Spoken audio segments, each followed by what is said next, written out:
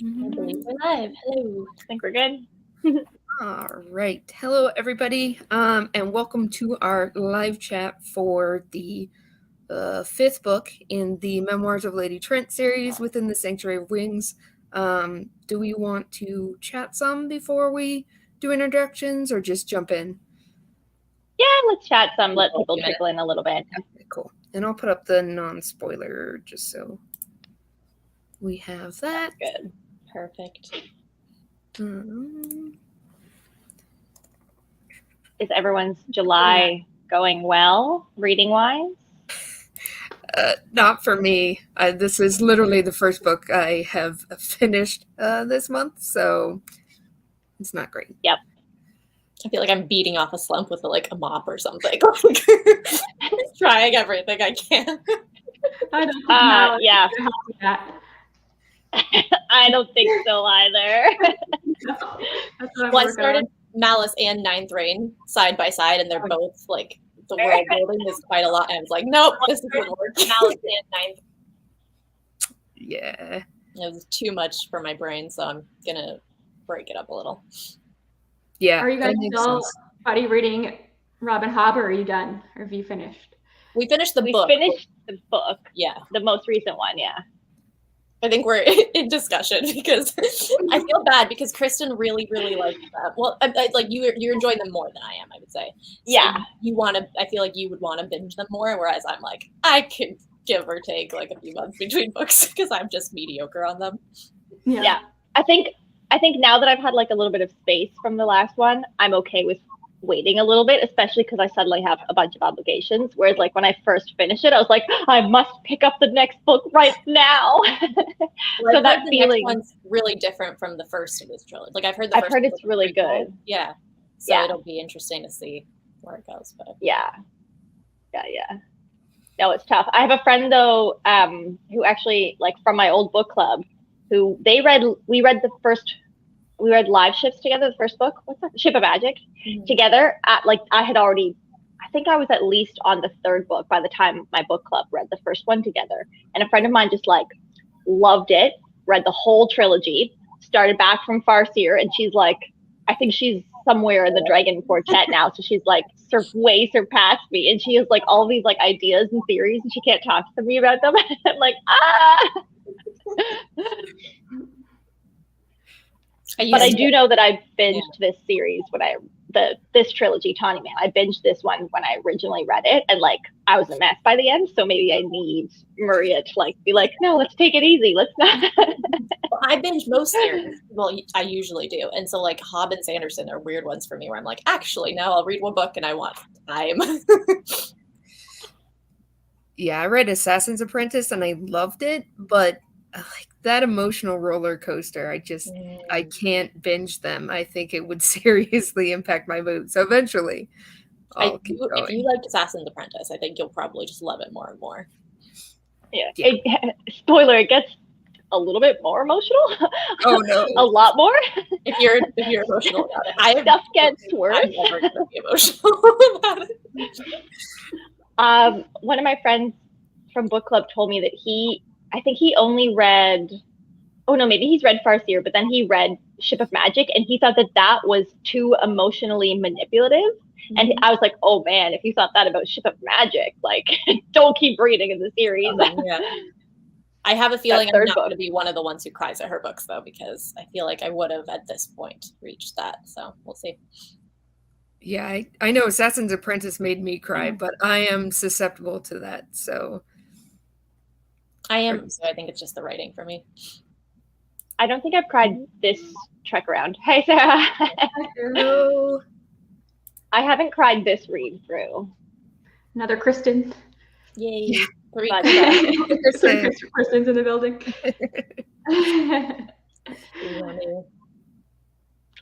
Yeah.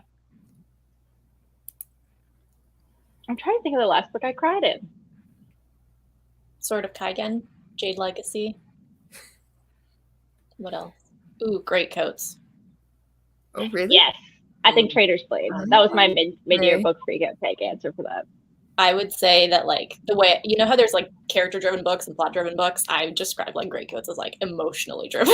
Like it's all about the main character's emotional roller ups and downs and like processing, and it is why I love it so much. But it's just like it's an emotional book series, which is so interesting well, and that's like you don't think that when it's like everyone's like it's just a swashbuckling good time, you know, and you don't expect it to be as it's emotional like, as it is.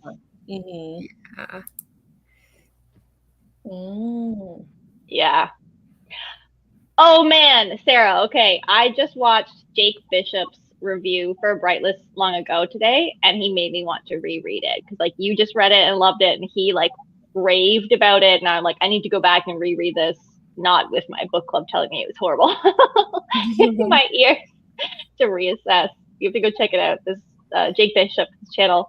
He like discovered Geiger okay, I don't know, 8 or 9 months ago or something. He's been like reading like 1K book, like going through the back catalog every month, and it's been so delightful watching him experience them. But he's almost caught up.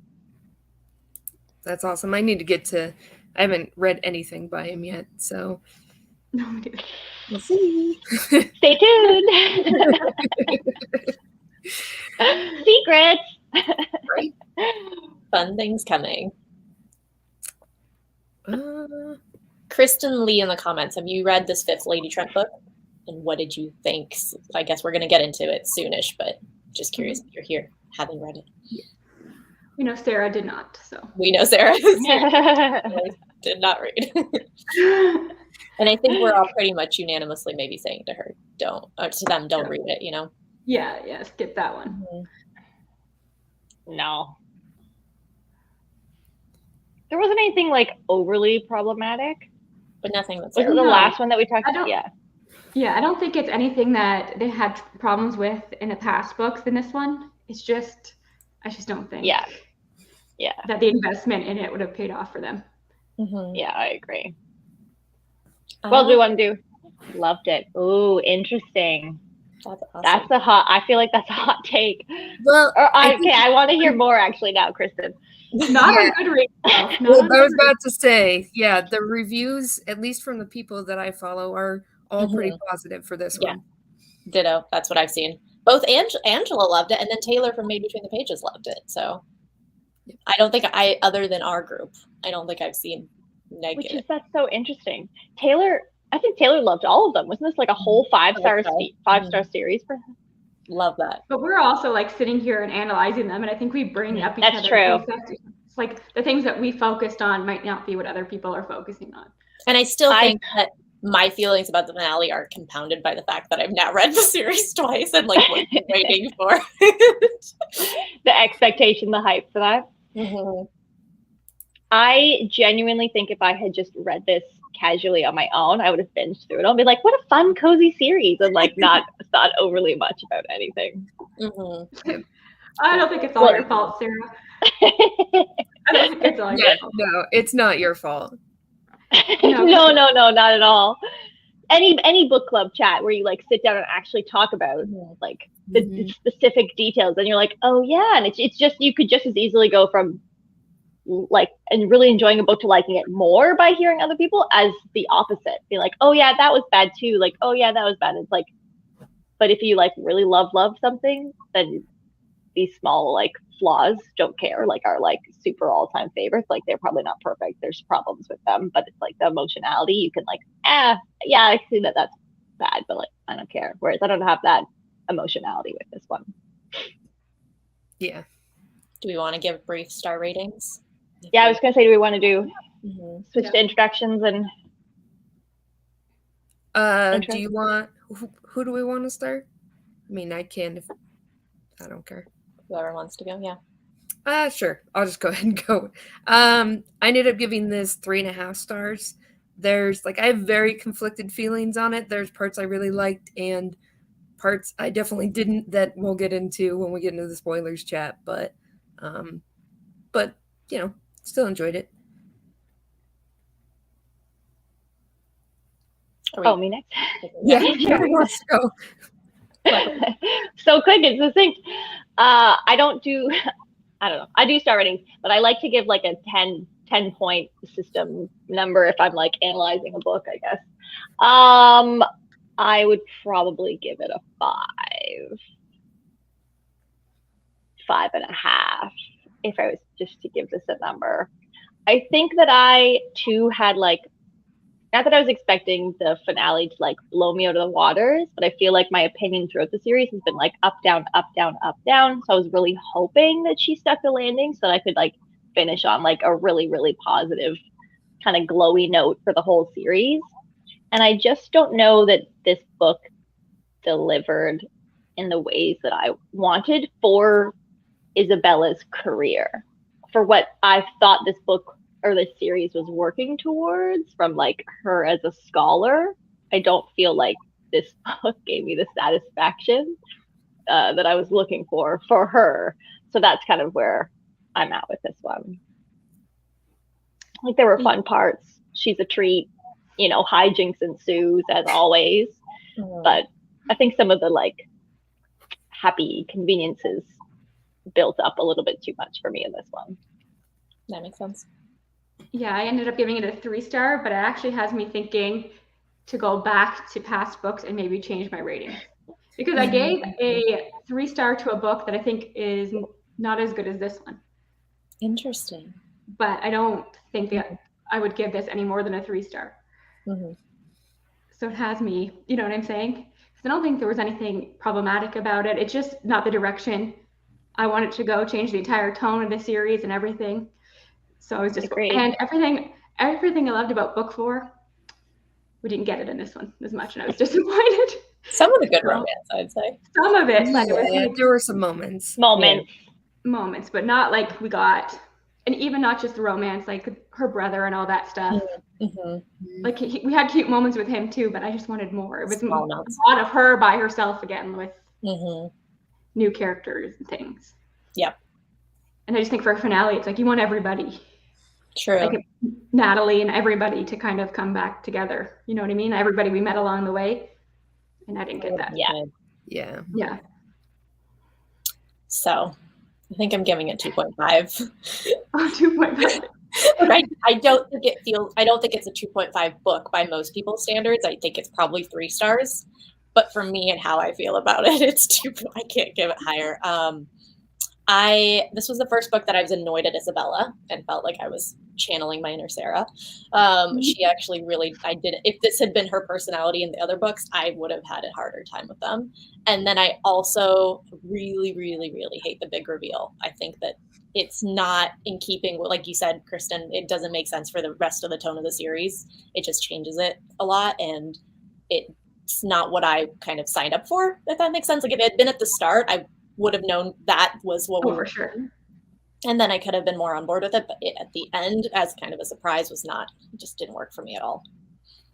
And the expedition I found really boring because it was less about, we'll kind of get into the whole spoilery bit, but I feel like it went away from everything I wanted it to be about dragons, which is what I had loved the series for. And I agree that I think this is the first book where she's actually alone. She's usually had at least like Tom with her or Jacob in the first one. So we have less interactions and like less relationships. So I didn't like that as much. Yeah, I definitely agree with that. Do we want to talk about, here, I'll put this up. I want to hear what Kristen Lee loved about it. Also, when you get a chance, Kristen Lee in the comments.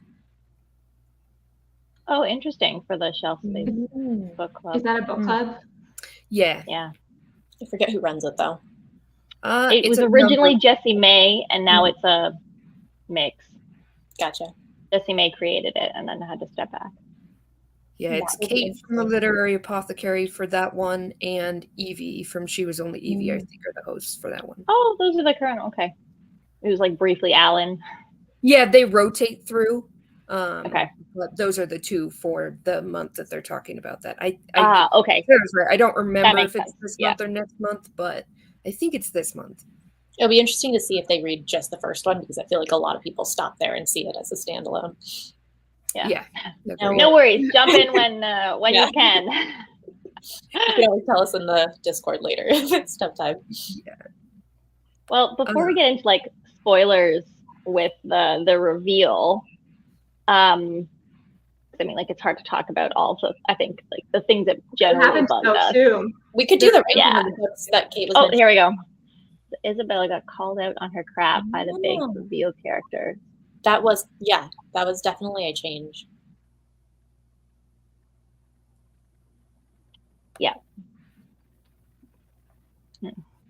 Yeah, spoilers. Um, I saw that. So Yeah.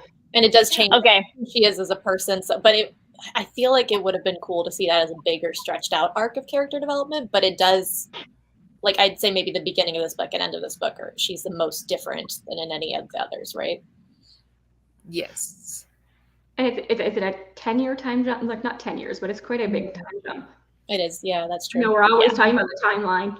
Yeah, and the Yeah. things that we don't see in those 10 years. Yeah. Yeah, this is like a solid Mm, 6+ years.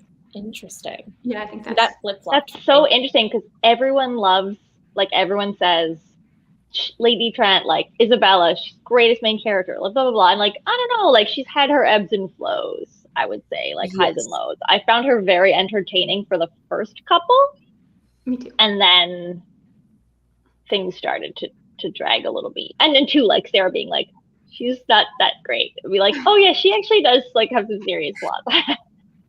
The side characters I prefer, for sure. I saw. I the was actually flaws, going to say, and I loved her Oh, sorry, anyway. yeah. Yeah. I think, like, she was, like, really witty, and, like, all the little, like, oh, Stephanie's guys, like, oh, I can't be blamed for that, I was drunk that time, or, like, all of her, like, little asides I found really entertaining at the beginning, and then I feel like that trickled out, and she just was only certain annoying elements, or less just whatever. wit. Yeah. Yeah, there's much less wit later on. I think I could talk about the stuff that, like, annoyed me about her, spoiler free.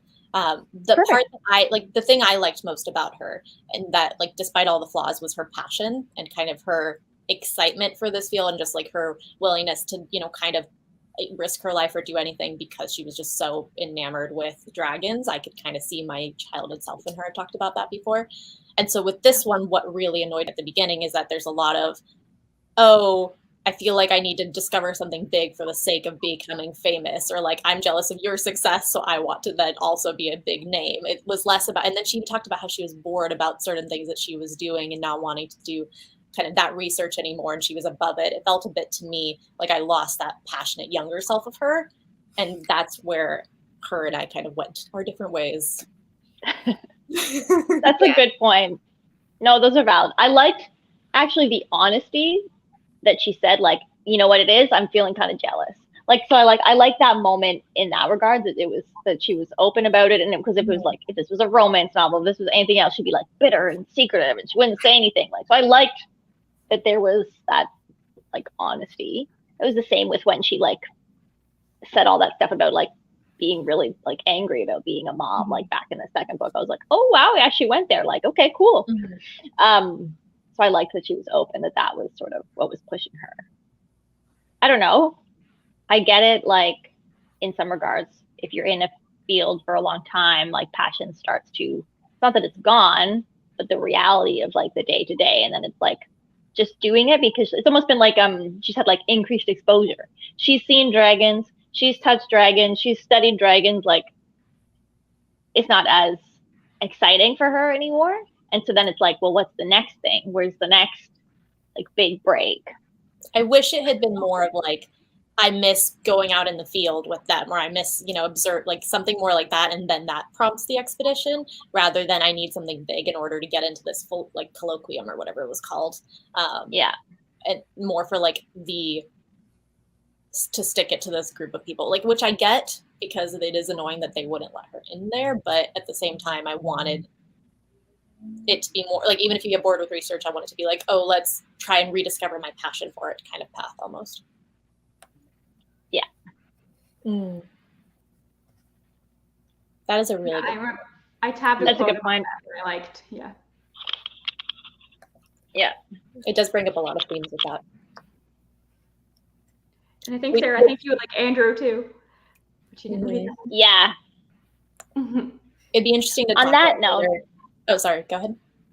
Oh, what were you gonna say? I was gonna say it would be interesting to talk about whether or not we think that the themes were always going in the direction of, like, human was the monster, and if maybe the things we critiqued in the other books were actually, Isabella not knowing that was like where the themes were leading. Like maybe Marie Brennan was always guiding us in a direction that Isabella herself was like unaware of. I don't know. That'll be like something I want to dive into. Yeah, that's a good. Yeah, we could definitely come back to that. I was gonna say on the note about the side characters. She can't just be open. She can't just be. She can't just be honest. It has to be a flaw. But the side characters, like with what Kristen was saying earlier, like that she wished that they had like sort of the gang had all been here for the finale. I feel like the side characters, I mean, like they just like weren't in this book, period. And the treatment of side characters over the whole course of the series has been so weird. And is it because it's a memoir and she's a little bit selfish, like Sarah says, or like, is it? I don't know. I thought that the way that the side characters were like in and out of the books in like drastic ways was really odd. Mm-hmm. Yeah, I kind of feel like part of that is due to the memoir style because it's so focused on her and it's got the time jumps in a way that like it makes it more common, I guess, that people weave in and out of it. I didn't love not seeing some of them as much, but I do think some of that is due to the style that she chose to make this. Yeah. They're, I mean, less independent characters on their own. They're more kind of on how they connect with Isabella. Like Suhail maybe has his own thing going on the most. The rest is like Andrew and is there as his connection to Isabella. Tom, yes, like is doing his own research, but also alongside where Isabella's journey is taking her, and kind of, I feel like they don't exist outside of her, if that makes sense. It would be interesting to see like Tom's memoir. Mm-hmm. Yeah, I want a Tom memoir. Yes. You know, I love the Tom. next impression of her and stuff. I think all of them. I bought her. Yeah, I agree. I kind of want to read the companion novel just because I think it would be interesting to see outside of Isabella, because I think that'll be a little bit different. But yeah, I do agree that it's so focused on her, it makes it difficult to really see much of them. Yeah, which is too bad because it's like, I think like we all fell in love with Natalie. Mm-hmm. I think a decent amount of us love Tom. Yeah, Kristen loves Tom. Interesting that Tom is like most of our favorite character, and we only get like, and he's like, of him. Mm-hmm. Yeah, he's great. Yeah. I wonder if it's because of the friendship, and you're seeing it like from her side, so you can see. Yeah. But just like, I don't know why this book was suddenly her almost totally on her own. Like, it just. Because there was part of that in the second one where but it's not. It's like the last quarter or something. She's on her own, right? Okay, I was trying to remember. I don't think this is she gets separated from everyone at some point in this book. Like, that's not a huge spoiler. Did she get separated from everyone in every single book? Like, is she kidnapped or like accidentally separated from everyone in every single book? Yes. Can't any she doesn't. 3 she's with Suhail, but yes. 4 she's kidnapped with Tom. No, but yes. Tom, yeah. Or like, yeah. And as we said, like every single book. There's always like luck. She discovers something. Like if you think about them, they are pretty formulaic.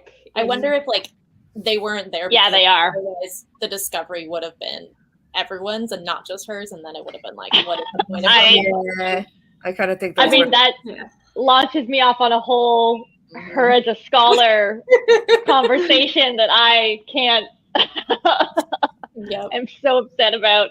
This is supposed to be like this woman breaking into the scholarship, and it's just like, no, she doesn't do anything. She accidentally stumbles upon a bunch of things in every book.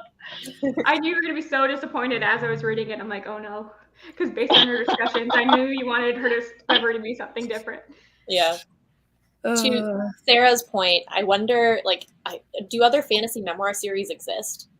because I almost want to read one just to like compare of does the they world do. exist outside of the character in the other books, because it does, like, is it the format of the book, or is it this specific series is what I'm curious about.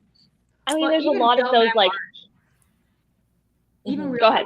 very much focused on just the one person, and then they talk about people around them, but that's just like how a memoir is, right? Because it is inherently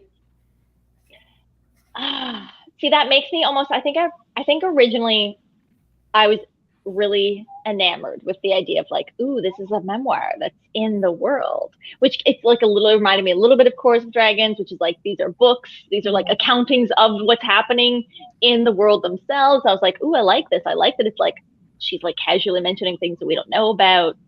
And I think as the series went on, there were things that happened, or like the way that the narrative was happening took place. Okay, that's good to know about Book of Gothel. There were things that happened, or that we were hearing about things or not hearing about things that were impacted by the fact that it was a memoir, and it started to bother me more and more. And so if it's like, if we're like not getting side characters because it's like not important to the memoir, then I'm like, just give me the story then. Just then make it here, let me tell you my story. I feel like she gave up on the gimmick and maybe like book 3 or 4, where she, like you had all said, where she stopped doing the witty stuff and like the foreshadowing that we really liked of like, oh, but then I didn't know this at that time, or like this I would. And there's less of like things in brackets of her commenting on something she just written. Like there was less like introspection and that kind of stuff. So we just got all like the negatives of the memoir style. Yeah, and I think if I remember right, Ninth Reign has some like, there are letters that are interspersed with it, and that comes from a character who actually reminds me a fair amount. Or I read Ninth Reign first, so she made me think, Isabella made me think of Vintage.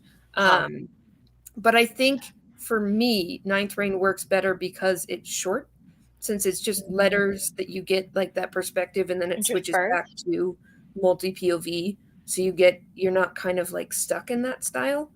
Because I definitely struggled as this series has continued. I don't like introducing that style and then kind of just dropping it. So I definitely struggled with that. I'm curious. I'm now reading Ninth Reign after this, so it'll be interesting to see. And I have heard that comparison, so I'm excited because I do still like the idea of Isabella's character. Yeah, Vintage is super fun. I liked her. I've only read Ninth Reign, but I really liked her. Are the letters like after the fact, or what? Like, what's the framing context for the letters? The framing is kind of more like Vintage's character, like getting you a sense of where she fits in. So there'll be letters. I think it's to her nephew, and she's talking about stuff in the family. So you get hints of her family and kind of the type of person she is, because you're weaving, I think it's 3 or 4 different POVs in Ninth Reign. But the letters are like taking place in the same like time frame as roughly the same time period. I think some of them might be a little bit before the story starts, but it's roughly that same time period. Interesting. Because that's like, I really like the here, let me tell you my story, like first person past tense perspective. I enjoy that narrative structure, and this reminded me of that originally, but then like this is a memoir sort of thing started. It was like made it just like that much different, and it so that's okay. So that makes me think that it's like the first person past tense, where it's like, here, let me tell you my story. But it's not necessarily like, I'm writing this story in a world that you and I both live in, and we like that particular, like, this is a memoir. I don't know. I think I liked it at first, and now I just wish it had just been a regular narrative, so that I could have got not necessarily more POVs, but like more narrative structure that allowed the side characters to be there more.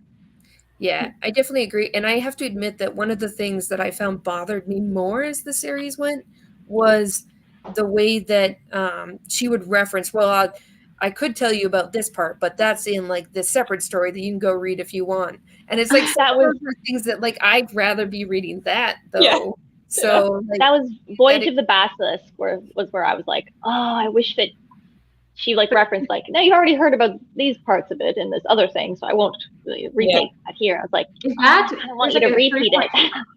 There's like a 3.5. Is that what that is? Is there?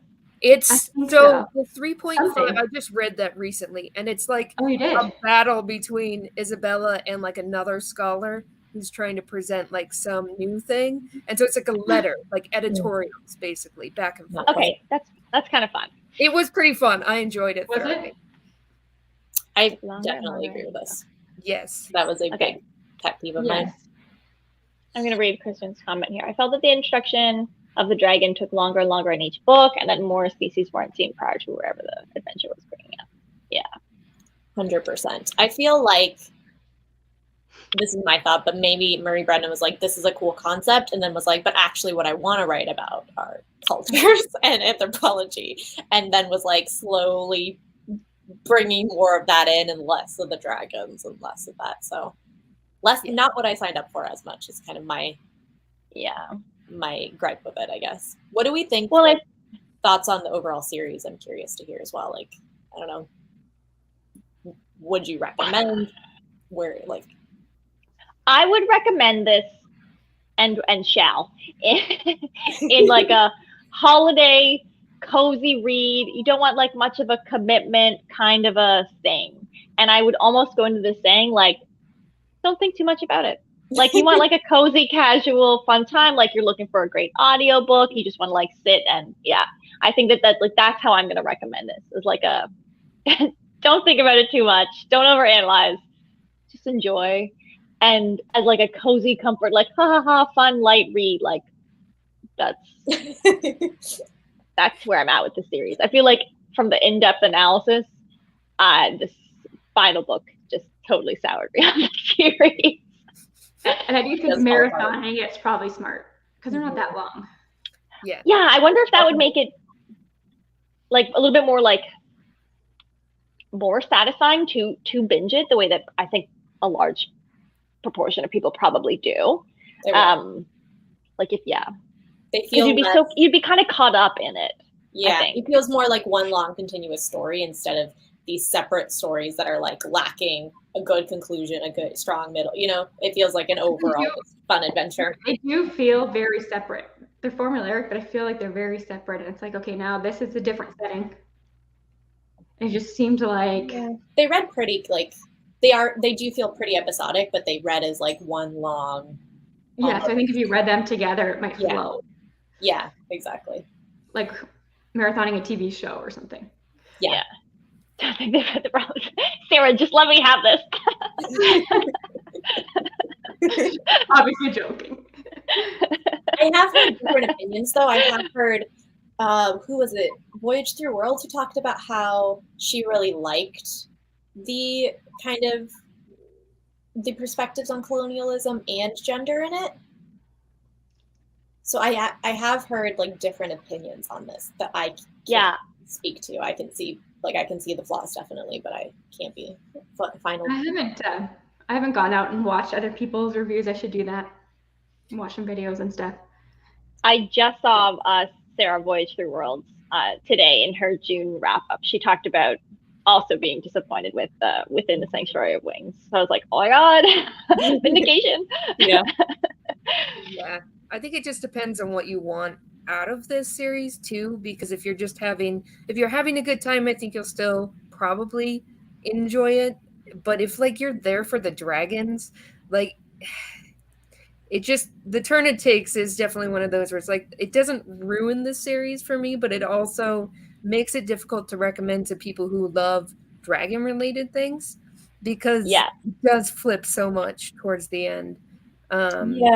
As an overall, but I do feel like that's still my biggest like that's the reason I stuck it out for the series. And yes, that's what the finale failed me on, but also I don't know that I would recommend it to anyone for the characters or like the cult, you know. I kind of do feel like for me the takeaway is this fun world with like studying dragons personally. I don't know. I would agree with that. I do agree with you, Sarah. I just have heard different opinions, so yeah. But I do. If I was reading that on my own, I would be like, ha ha ha ha ha laughing enough that I like wouldn't even notice. I mean, like the stuff in book 3, I would have noticed that for sure. I would have been like, oh, I don't know how I feel about that. But the rest of it, I probably would have like been like, okay, like funny witty comment, like ha ha ha. Like I wouldn't I could easily have sat back and just like audiobooked these and laughed away about it, but they weren't like glaring to me. Again, book 3 aside. That one she missed the mark. I should have done my like top 10 fantasy series video before we finished the series because it was going to be on there. And now I'm just like, well, I have to find something to substitute it. Oh, that's so sad that this it was book one that like totally ruined it for you. It didn't ruin it that way. Like it was one that would always fall off because it wasn't on the level of my other favorites. Like it's not that expansive world that like full, but it was one that was unique in its own way that I loved so much for the concept and idea and like just passion of the dragon exploration that like it deserved a spot. I didn't have anything better to put on there. Yeah, I mean, just going back to like the would you recommend this to books who are like I want all the dragons? Like it's so tough because it's the dragon content like really ebbed and flowed in different books. Like one pretty strong, and she's so excited about everything in the first book too. So like you're excited about the dragons. In the second book, like hardly mentioned. Third book, it's like taxonomy of like serpent-like beings. Book 4, not really the focus of book 4, and definitely not the focus of book 5. So just like I see it as like the Jane Goodall of dragons, if that makes sense, but like, up until certain books. And that's how I was thinking, like not the type of dragons where people go in wanting like an epic fantasy type of dragon. When you want to, like, you really like the idea of Jane Goodall, but studying dragons. Yeah. Because she was like, Jane Goodall was also my child. And that's why the discovery of this in this book that made her famous was horrible. Also, like just the level of like low fantasy to high kind of fantastical elements. Yeah, it was definitely like dragons, but as animals. Yeah. Yes. Yeah. Okay. I feel like we're touching. Yeah. I'm gonna say it. Is there anything else non-spoilery? No hoarding of gold and magical properties would not recommend. But change your review to that. You should. I like dragons that are more like human pet dragons, or like I don't love dragons that are like the kind of companion. Like burn down a whole town, or like the kind that that's like why old, like I liked Fireborn that I read on Kristen's recommendation. I was just gonna say that's my kind of dragon. And I feel like this or Aragod. I still love Aragod. Yeah. Nostalgia vibes. Temeraire is like that too, right? I desperately need to read that. Yeah, I want to read that so bad. I just bought the first 3 in that series. Me too. I have that. I need to read that. I feel like that will be a good dragon bonding book. Yeah, I've heard it's really cute. But like this is like not quite the dragons that hoard, not quite the dragons you bond with, but like no, they're like animals. Animals. Series like this where it's like dragons as animals. I've never heard that taken. Where you study them. You can give her that. Exactly why that's like such a unique concept. Why that's unique. Yeah, I really like that part. I mean, I'm partial to dragons. Like overall, I'd probably read anything that has dragons in it, to be honest. But I haven't seen one like this, which is what I liked about it, like the study of them. Yeah. You have. Did you? I've heard some things that it gets a little, almost like tourism, like dragon tourism. From people have made complaints about Temeraire before, where they visit, like it's almost like they're visiting different areas with dragons. So just I feel like I should bring up that caveat, like it may be as light on themes and stuff like that. So I was just gonna say, I also think that it's like pro-colonial. Like, I think it's from what I've heard. Like, wow. it doesn't address colonial issues. No, because I think it's basically But again, it's like Napoleonic War with dragons. So like it's still very much British Empire. It's like they're part of the exactly. But I mean, if you go in knowing that, probably better. Yeah. So oh no. yes, I would. Oh my god. Well, any other non-spoilery things before we dive into? Do we want to talk ranking of the books here or later? Oh yeah, let's rank them. Yeah. That doesn't need to be. Genius idea. I need a minute. I'm reminded of the titles. I'll You go can do like 5, 4, 3, whatever. Yeah, I was just thinking numbers. And like I can say the names if that makes it easier.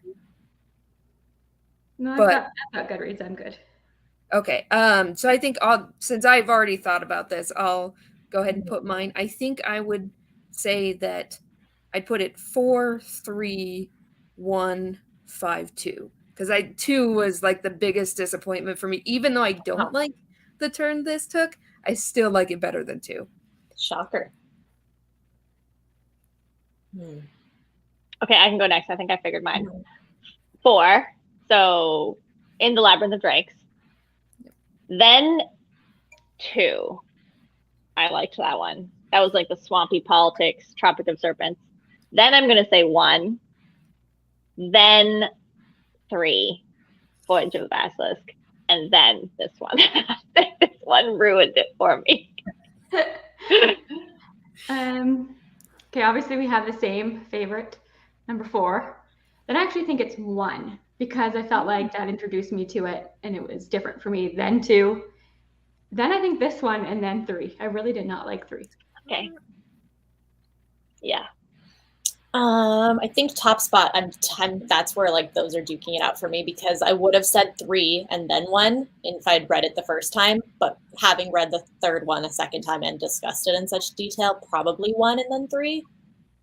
So 1, 3, 4, 2, 5. 5. So different. You know what? Yeah, good mix. Yeah, it's brilliant. Like obviously we all.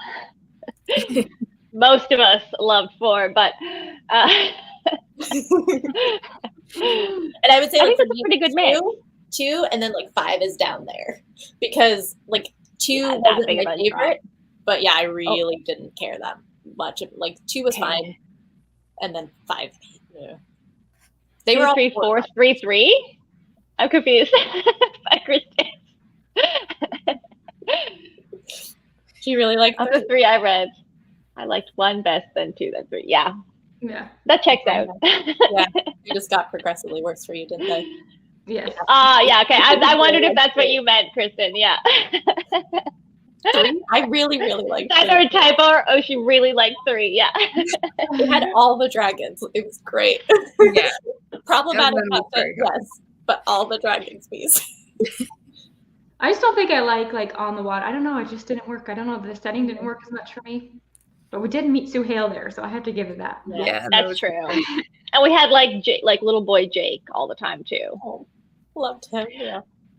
I think at least like I'm comparing like 3 and 5. At least 3 had side characters, and she was doing natural history work. I think that's the divide there for me because I was thinking like I could flip it back either way because I also I thought 3 was super boring. But yeah. It was like a strong 4 to 4.5 series for me up until 5. So yeah, that's true. The pirate captain was fun too. Yeah, I forgot that guy. I'm actually. This brings up a question I have. Actually, can we go into spoilers because it's like on the spoilery edge? Yes. Let's do it. Not even a question, more of a complaint. I'm really upset that we still don't have an answer to the idea of like what are dragons? Like what are dragons? What are the classifications? Yes. Because in 3 that was so interesting. The taxonomy that we were leading to it. Where's my answer? I don't think we Is got that answered not for what anything. this whole series was working up to? Didn't she say in the fifth one that like they still didn't know in her like previous like when she's an old person? Older, She cited somebody else, like, oh well, someone else has like tweaked the classification in this way. I thought anyway. You thought it was solid. There was one comment about like we still don't really know. I thought there was something. Yeah, no, I'm agreeing with you. Okay. I think that they still had like no for sure, but that she did cite someone else as having published something that did provide like a differentiated classification system. And I was like, that's what I thought you were working up to. Is that not why you went on the voyage around the world in book 3? What did you learn? What did you publish after book 3? Other than the retracted article. Oh. Are they bird like, yeah. I want that to be the discovery. And I thought that's what this book was going to be, which was why it was such a surprise that it just kind of like took a complete turn. 180. Yep. I was like, yep, this dragon in the mountains, it's going to like have some distinctive features. It's going to like tweak her, like, or like jog her memory or like spark that ingenuity, like of figuring out, and she's going to go back to all the things that she noticed in book 3 and piece together some new classification. It was just like, are you effing kidding me? Like when she woke up and that was what was happening, I think I was like out in town, like biking, listening. I was just like, you have to be kidding me. Is this for real? Like for the purpose I think it was right at Sarah. I think what happened to me is I was flipping through and I saw an illustration. I'm like, those don't look like normal dragons. I'm like, oh no. So I had like a hint. I was like, that looks a little different. Did it spoil you? Wait, did you see that first again? I saw that first. So then I was like, I obviously wasn't sure, but I'm like, where's this going? Because that illustration looks a little different to me. I'm trying to see if I started to get worried when they noticed that the dragon was bipedal. But in my head, I was still like, no, interesting. Like some different dragon that they didn't know about that's bipedal. Like that's cool. And then it was just like, that would have still been cool because then it's like there was an ancient species that they didn't know. Yeah, I wish they had found like the ruins of it and like they never came up like physically there. Like if it had just been investigating an ancient thing, that still could have been cool. Yeah, I was gonna say if Sarah's still hanging out in the comments for clarification purposes. I don't know if any of you spoiled this yet. Basically, the big reveal is that the dragons are like kind of half human, half dragon. They wear shoes. They can talk in their own dragon language. They wear clothes. They farm sheep. Well, like it's that there are still draconians. Yeah, and it wasn't that it wasn't that they like worshipped dragons or like enslaved dragons or knew how to train them. Like they did train some dragon species, but like they were sort of half dragons. The like statues of the draconians were the species. That was Oh, I hate that. I actually have like so many problems with this being the reveal from like a thematic. Yes, exactly, Sarah. Exactly. She's like hiking up this mountain because there's some the whole setup. So yeah, the whole setup. Natural disasters. Does she survive? Now what you know? Okay. A lot. At the end, when we find out that they're all alive, I was like, not disappointed because I didn't want Suhail or Tom to have died. But I was like, I'm sorry, they all lived through this avalanche. How did she live? And I don't quite understand. Like, they stopped looking for her. Like, how was she saved by the draconian? Yeah, I didn't 100% follow that. It was like when they're like coming down in the avalanche. I don't know. They're getting swept up in snow, and like maybe she like ran in the opposite direction. She ran in the opposite direction of all the others. Well, she got out of the snow, and then she got confused on directions and started wandering in the direction of Sanctuary, and that's where they found her. They found her. Continued moving. Because I'm just trying to picture like Suhail not like looking for her all the time. So the draconians found her because they had like sentry like kind of guards on their perimeter, and so she kind of had gotten close enough to the perimeter that they were. But like that whole idea of them wanting to then take her and hoping that she would become their introduction to the human world is also just doesn't make sense. None of it works. I think Sarah just asked what I was Oh, asking. okay. Actually, Sarah, this is the sad, crazy reveal. It was like the human, like This was interesting. the humans had like this like uprising, sort of, and that was book 3, right? When we discovered where all of like the dragon eggs have been like destroyed or whatever. She gets the dragon egg. That was like a massacre by the humans, where they like discovered some substance to ruin all of their eggs, which were their babies. Yeah, It's hinted that humans happened to the obviously draconians. the humans might have like been like, I guess the draconians might have been kind of like enslaving the humans or somehow being malevolent overlords, or just the humans decided that they wanted to massacre them. It's left up to like you to decide, I guess. Yeah. Yeah, and Sarah asked, how are the other dragons related to the draconians? Well, if we knew. Yes. We have like a mythological, based on the religion, we have a religion story. I thought, when she was trying to piece it out. Sorry? There's kind of an attempt to link it, like maybe they're like it's part of the, what does she call it, lability, where like maybe dragons are connected to them, but there's never like any consistency in how. I think it's supposed to be with the temperament of the egg too, and like if you expose it to extreme conditions, it creates. And you get different, yeah. Which, yeah.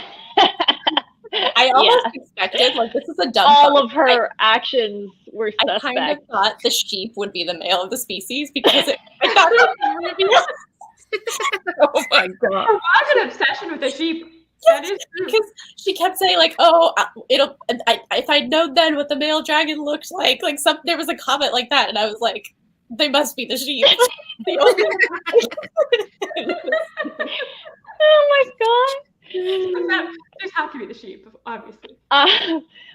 Okay, I feel like I need to just say point out these are like the thematic areas that this is wrong, and then we can like take these down various pathways. But like, one, not her field, Her big like discovery that gets her finally in this book is like not her field. It's like they're not exactly. I don't know. Discovering an ancient species of human / dragon people or civilization is not natural history of dragons, as far as my understanding of the definition of what natural history is.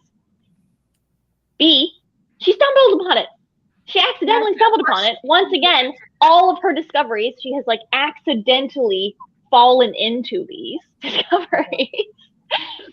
And then becomes like ambassador to like get them to become part of that. It was the political thing again. Let me be the savior of this other culture, like work in this deal. And also somehow, I don't remember the name of the China substitute here. It starts with Yilang. Oh yeah, Yilang. And the rebels that she works it out with. Which I'm assuming were like the non-communist. Like Yamsu. Yes, thank you. See, I don't ever read them, and I can't memorize words that are different if I can't also visualize them. Yeah, but then she like fixes this rebellion by hooking them up with the Draconians. Like so quickly. The rebellion is a whole other tangent. And suddenly she's finally Draconian, like fluently. I really struggled with that part. Like, I'm sorry, I know it's a murder. They're communicating perfectly. I was like, what? Absolutely. I like that in every book she has to preface it by being like, well, like it wasn't as smooth as this, but I'm gonna like just skip us through the dialogue here. So there was a lot more stumbling back and forth. But the final thing that bothered me about this, like her rediscovering, it's like discovering a civilization is not it's not a scientific discovery. It's not your thing. It's her thing. She didn't. But the other thing is like, pardon? She didn't create them. It's not like her. No, exactly. She didn't do this. Yeah. There's no intellect or hard work or discovery going anyway. Although it's kind of like the idea of like, someone stumbling on America and like calling it your discovery, but it's like people have been living there all along. I guess it's in the same vein. So it fits culturally, but it's not what we wanted for her. And they knew But, like, that humans existed and were avoiding them. It wasn't like, oh, yeah. It's like we didn't want to be with. I mean, they had their reasons for saving her and everything and wanting to eventually, but also that's unrealistic to think that humans won't come and just like massacre the rest of them. Yeah, I think that was like, a little too smooth. Well, but I think that that's the 6th book. I imagine is going to go into like the turmoil of the rollout. Granddaughter, so I feel like that's so much time in between that. I would have expected there to be more. Like if it's such a small community and civil like group, I would have a hard time imagining that there wouldn't be. It just, I guess we were never going to get the full development of that, but it was too much to wrap up quickly regardless. Well, but didn't you note that Isabella like was worried about that and saved them from the British /scaling by hooking them up with these Chinese rebels? Like, I'm sorry, I don't remember the names for anything. I'm just going to use the real world. Like she saved them from that inevitability by hooking them up with a strong political ally right out the gate.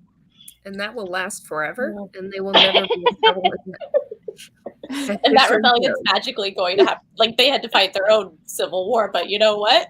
That's quickly and easily done. She's always the savior. That's always the.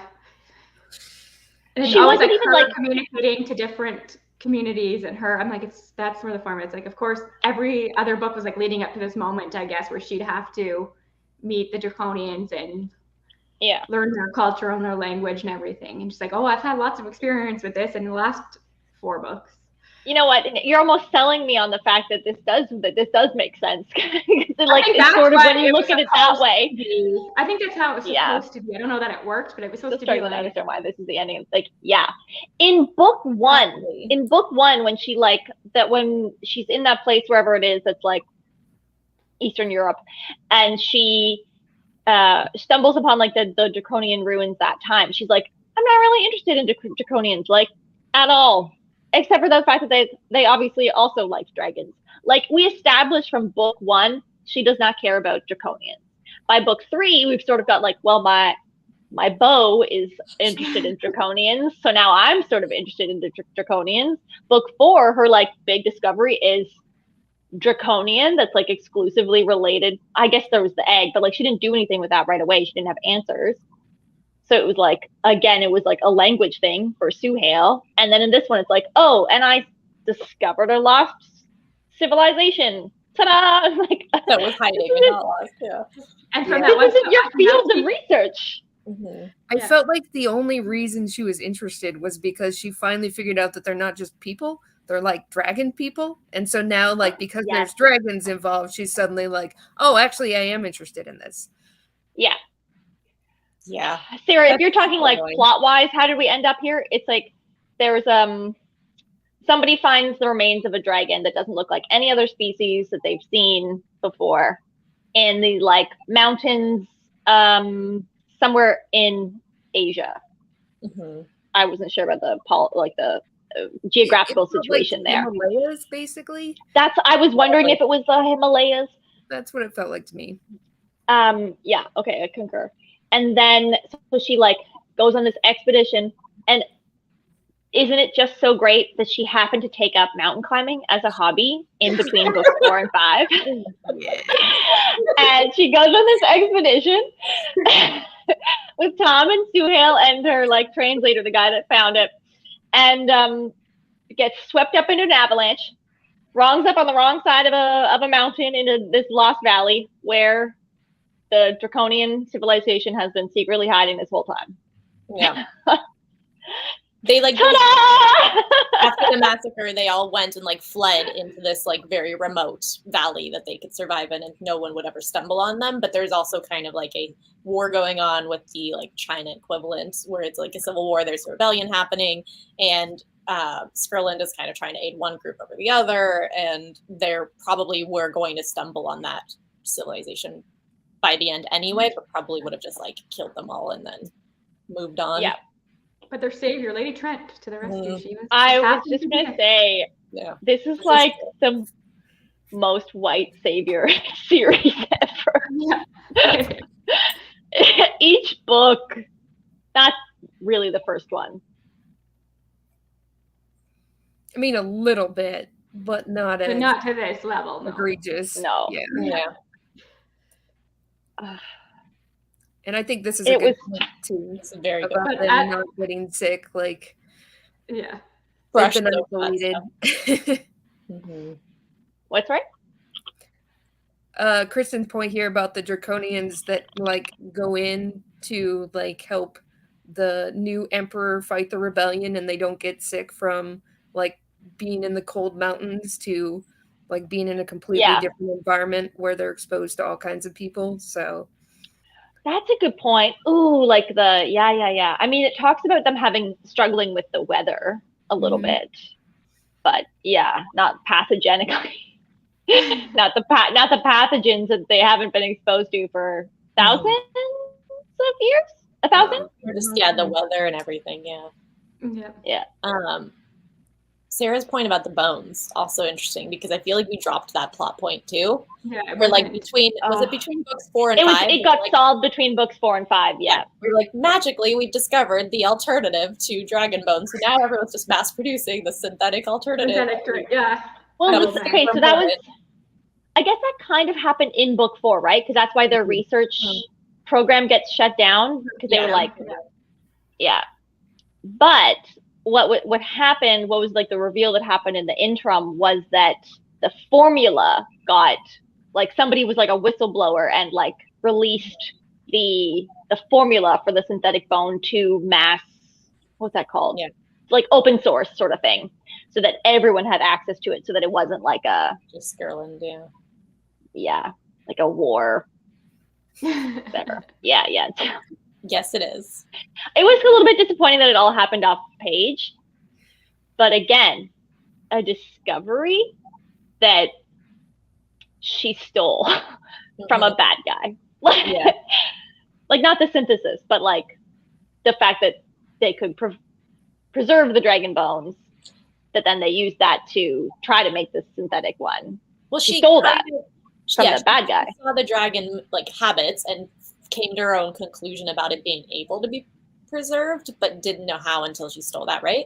Yep. No? Yeah. She realized from the habits that it could be done, and then that scientist who was working for that evil czar or whatever had already figured it out, and she stole it. Yeah. Oh my god! It's like it's presented as a female, like a woman in a male-dominated scientific-esque field who just wants to be a scholar, and she's like trying to be respected or whatever, like to break through in that field. And it's like so little of what happens in this series is her making valuable natural historian contributions, and I feel like her attempts is like hashtag girl power. It's like that's why I needed this book for her to like make some observance. Oh my god, observation. That's the word. Make some observation that like sparked something, and for her to be like, here is the release of my new like natural history of dragons. Like these are the classification, and like she was working towards it. Like she had some stuff on like, oh, you know what, the various environments that the egg is in of various draconic species affects their species, or like what they come out. They're I'm forgetting science words now in an embarrassing way while I'm like ranting about science.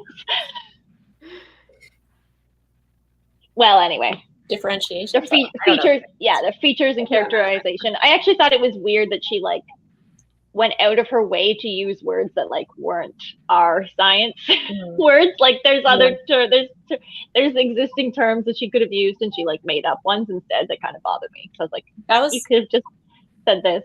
Yeah, features. Yeah, I was looking for something that was like characteristics. No, phenotype. Oh yeah. Sorry. Real technical. That was her cool discovery, though. The idea that, because it tied into book 2 as well, where it's like they travel and try to make like they bring the eggs down in order to create a different gender. And so that if that had been the discovery, I almost wish like book 4 had somehow been the wrap up, because we have the romance wrap up, and like let's somehow add in a bit more there and then call it a quartet. Oh, yeah. Yeah, like have her, she discovers this egg, and so it's like great for Suhail. He can figure out the language. They've like found this like obscure, hidden forever draconian thing, and she gets the egg and she like does something with the egg that allows her to figure something else out. Like that would have been enough. Yeah. And because that was genuinely her working with those, whatever they were, the hummingbird dragons, I forget what they're called. Not the sparklings. Honey seekers? Honey seekers, yeah. Thank you. So she was like working with those, and that research combined with her research in the like mating section of, Akia, I forget the name of that country. That was like her making connections in science, and so that was actually cool. Yeah, I liked that a lot. I will say, like, this is a tiny gripe compared to everything else, but I was really annoyed that they had like the unanimous vote to like get her into whatever the scholars group was. It was like, come on. That was the hashtag girl power moment. That was like Well, two people like abstained. We told the other two people they had to vote. They were forced they to were vote. Not going to be welcomed back, but they like bailed out of the banquet. It was just like, okay. Even though I enjoyed parts of this, that one was just like, ugh. All right. I felt like that. It was like an eye roll moment where you're like, yeah, of course. And it wasn't like, I don't know if it was just me, but that didn't seem that big of a deal for her to get into this stupid colloquium. I was like, well, screw them. Just move on and do your, like, why is this the proof that you have made it in science? Yeah, that's all she cared about. Even throughout all the book, it was all about how the men are acknowledging her. Tom can be in his group, blah, blah, blah. Yeah. So that was like her validation.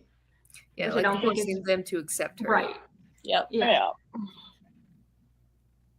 And I don't think she cared about how she was paving the way for other women that much. That wasn't like a drive for when her. She does get it, it was like 0 point was made about the fact it was like first woman. Like it was sort of like, obviously we know that, but it's like not part of the like da-da-da sort of announcement, nothing. What was I guess it was that other female scholars, but it's like one sentence in passing. Yeah. There's something at the beginning about voting that like she said suffrage, women didn't have suffrage yet, but she got a vote because of her position somewhere. Yeah, because she got a vote because she's a land. Yeah. Okay. That also like seemed like a very, she's titled. I feel like she didn't use, I don't know. I wanted more made out of that too, of like, I can try to use my vote. In the first couple chapters, it was her talking about like, yeah, you know what? I was sort of starting to work with various groups, sort of like lend my name to things. But just I mean, not passage of time. I feel like it was just to like tell you time has gone by. This is what I've been doing in the meantime, kind of thing. Yeah. There were moments I liked, but overall, I liked the reunion. I liked the reunions. That's about it. Yes. The reunion. Tom, I was like, okay, I liked that. Yeah. Yeah, I liked the reunion with Suhail. I mean, like, I do love her and Suhail. I genuinely, I love them together. Yeah. I think that relationship has just been so cute to watch. And it's like, it's so subtle. Like, it's such few lines that you get about it, but you can see that it's there. Yeah. But Sarah, we did get Maria, we did get a Jacob mention. So I remember noting that. I'm like, hey, Jacob's actually. But she kind of mentions him in like my love for Suhail is like 10 times bigger than my love for Jacob. Well, but it's the difference between like, which is realistic. I feel like there's a line about like he was my beginning. I don't know, which is realistic, but just what like I'm like okay then, and I was realistic the way she brought him up. I didn't have issues with it. I just thought it was kind of funny. Yeah. And I was glad he was at least mentioned. Yeah, because I was like, did we forget? Yeah, her son. Like I thought you were going to talk about her son at the end with the letter. That I felt more annoyed about how like I was really annoyed by that. Yes. Like, although I like that I actually thought he was just going to be a sailor. So I like that actually, no, he's still like he did still get into like scholarship, like academia, like his mom, but it wasn't dragons. Because I remember that in book 3, she was like, wait, will he not be like super into dragons like me? And he's like really into sailing. And I thought he was like, actually, I was genuinely thought he was like this was going to end with him like joining the scaling version of the Navy or something like. Yeah. But he was like, no, he like went off to be like a marine biologist. I was like, oh, that's cool. And I did like that she was like, I can't begrudge him because that's me. Like I would do the same thing.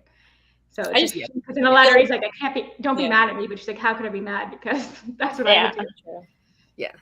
I just wanted her to mention him or like think of him or send him a letter before that. It was like, oh shoot, I got a letter from my son. He thought I was dead. He thinks I'm dead. Yeah. Yeah. It's like she never thinks of him, I feel like, at the level that I would expect a mother character to at least remember his existence, you know? Because I know we always talk about time, but like how long was she there? 2 years? I think she was there for the 4 months. 4 months, that's it? Yeah, there's a the whole winter. Fluent in the language, just like this. Yeah, no. I don't know why I can't get over that. It was just really bothering me. Yeah, so much of the book. So much of the book. I have been here for 4 years. Yeah. Well, Kristen, I went to Canada. I took French classes for years. I can't speak French. Every book that like she's just so good at languages, you know? Yeah, no, she said that she's bad at languages. I know. She said that she's bad at languages. Sue Hale that's good at languages. Well, and I felt like it was supposed to be like immersion that got her there, but it's like that's in 4 months. No way. I'm sorry. And like, how are you picking it all up? They don't speak your language either, so there's no. And like, okay, so I get it that they have like a slight cross with one of the languages, but like she wasn't fluent in the language that she was using as like, this is where we have joint knowledge. Like she wasn't fluent in that language. That was Sue Hill's native tongue, right? That's the language that we were comparing to. Yeah. But like, you know, like pointing at stuff, like that only works for nouns. Yes. Yeah. There's a whole other. Not explaining the politics and how I'm going to make this happen for you, and like how are you gonna have these deep political conversations? Yeah, they put all their trust, they put all their trust of their survival into this one person. Mm-hmm. Yeah. A treaty was made through this language barrier. Yeah. Oh, I'm just like the rebellion got me riled up too. Like these, like, say it again for me, Kate. I'm probably not pronouncing it right, but it's spelled like it's Kiamsu. It's K-H. That's how the audio narrative says. The audio narrative says Kiamsu. Yeah. Like this is like a rebellion that has been, like, it's an established rebellion, and literally the only thing changes is that after the battle, after they take over the city, he's like, hey, look, Draconians, they're on my side. I'm obviously the heavenly emperor here. If they could do it, if they could take over that city, why hadn't they already done it? Like, the scaling didn't provide forces, did they? No. It was just like a quick done, won and over rebellion. There's some mention that it took so them longer and like they slowly had to like conquer city by city, but it was very convenient. Yeah. You didn't. Oh, I'm so upset about this book, talking about it. Yeah, that's my thing. Would have ate her. I think about the point of the series where I almost wish that's what happened. That's where I'm at. Yeah. Oh, I'm so upset. Oh, I'm so upset that this was her big discovery. And I was upset about In the Labyrinth of Drakes. I was really upset that In the Labyrinth of Drakes, even though I love that book, I was upset that like the big, like, oh, look, she's like famous for a discovery now and not just for scandal reasons. Like this discovery was a big thing. And I was like upset because it wasn't her field. And then like this was the final, like, I guess it was hinting up to it. She was like leading us up to that. I think she was, because like isn't archaeology her field anyway? Like the author. Oh yeah. So I feel like archaeology or anthropology. Because of all the hints that she was laying in all the other books, it's just not. It doesn't feel related to Isabella. And it feels like fan service. But but there were just as many like hints that it was going in the direction of the classification thing. And that seemed like that's what she was looking into. But would she become as famous if that was her discovery? If she figured out 100%. Yeah, I think you so. Think people care about that if as much? That's like the discovery that like the social society knows. Yeah. You know what Yeah, I I mean? was about to say, I The don't things we now accept for granted. Yeah. I feel like she's famous like to everybody. Yeah. I get Well, and that actually makes me like why it was like that was the discovery that finally got her into that like academic society thing. Like what? Like not for like that's what you're. If that's like I wanted her to break into that field, like to be like suck it, boys, to break into that club for like badass science reasons, not because she stumbled into an avalanche and discovered bumped into a draconian. Yeah. Like I was so mad that it wasn't for actual scholarship. And like I did say in the fourth book, we were like, I think we were all like bitching about her stumbling into stuff. And I was like, well, she does like put herself out there a little bit more than other people. And she had commented on that, like, fair enough. But her big break of like breaking it into the boys' club of academia is for like a flashy thing because of this and not because of like scientific discovery. It was just, yeah, like the egg temperature thing is like, that almost seemed like it was like, well, like we've made some progress in the fact that it's like, this. Like, it was like, yeah, that's happening. That is the science work that she's actually done. And it's connected to the taxonomy. So it makes sense. And it did, and I thought that's why it was going to be like a bigger break. But again, like where we stand, it's like that's kind of like what she's done scientifically. And obviously that wasn't enough for like the scholarship thing. She's flashing. And I would have been okay with the Draconians being, I'd rather they just stayed an ancient thing that didn't exist anymore. But if you had to have the Draconians, at least have her entry into the colloquium be something related to her connecting Draconians to dragons or like something along that lines. Research. Something other than just discovering them. Yeah. Also, do the Draconians have to be so humanized? Like, do they have to wear clothing and shoes? And like, they're basically humans. That's a good point. I just try and be more creative then. If you're going to make me have to talk about dragons. Did they wear clothes? Animals. Yep. You know what? I will say that I liked when she first like wakes up and she's freaking out. And for the first couple days or whatever, and she's talking about them, I was like, she's talking about these people as if they are animals. And around the time that I realized that that's how she was still talking about them, like a couple days in, is suddenly when it clicked of being like, oh, wait a second, like, do you have a name? And like that was when she realized that she was like treating them like animals in her mind, like thinking about them as if they are like animals.